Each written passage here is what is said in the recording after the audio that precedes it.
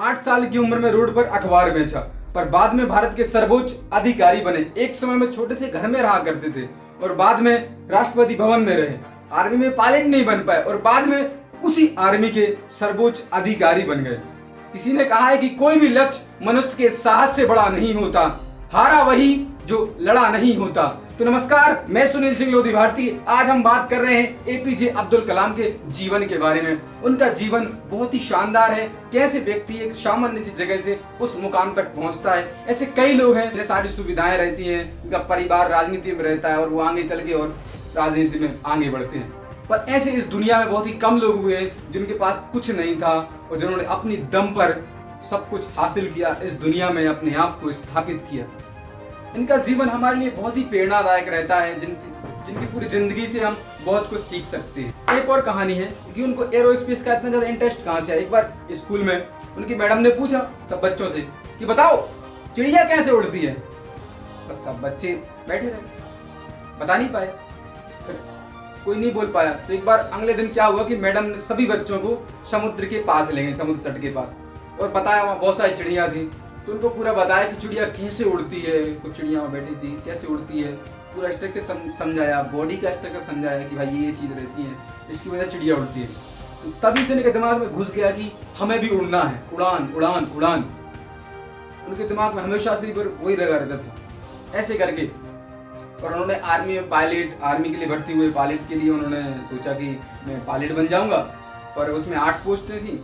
उनका selection 9वीं rank आई, selection नहीं हो पाया, पर उन्होंने हार नहीं मानी। कुछ समय तो रहे उदास, लेकिन उन्होंने अपने आप को फिर से प्रिपेयर किया।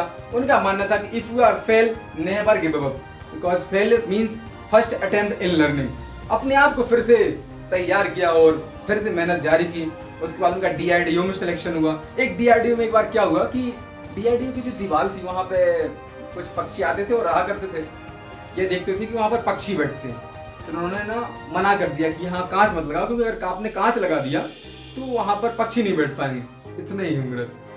ऐसी एक और कहानी है कि जब वो राष्ट्रपति बन गए तो राष्ट्रपति के समय एक बार क्या हुआ कि एक पाकिस्तान के पूर्व राष्ट्रपति जनरल परवेज मुशर्रफ जी आए, तो पीएम से मिले। उस समय पीएम माननीय मनमोहन सिंह जी थे और उन्होंने कहा कि मैं राष्ट्रपति से भी मिलूंगा। तो उनके जो निजी सचिव थे अब्दुल कलाम जी के, तो उन्होंने कहा कि आप थोड़ा प्रिपेयर हो जाइए, क्योंकि वो कश्मीर वाला मुद्दा उठाएंगे। पाकिस्तान को तो कश्मीर की पड़ी रहती है बस।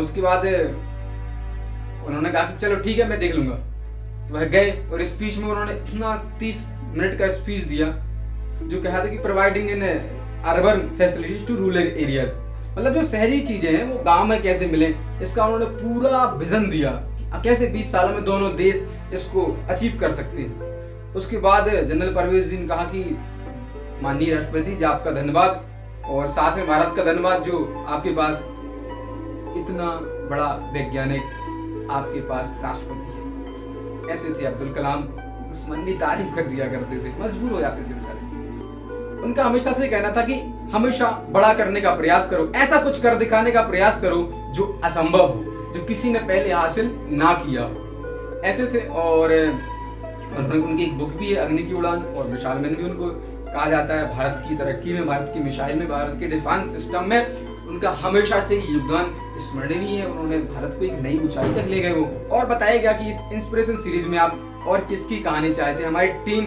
उस पर वीडियो बनाएगी।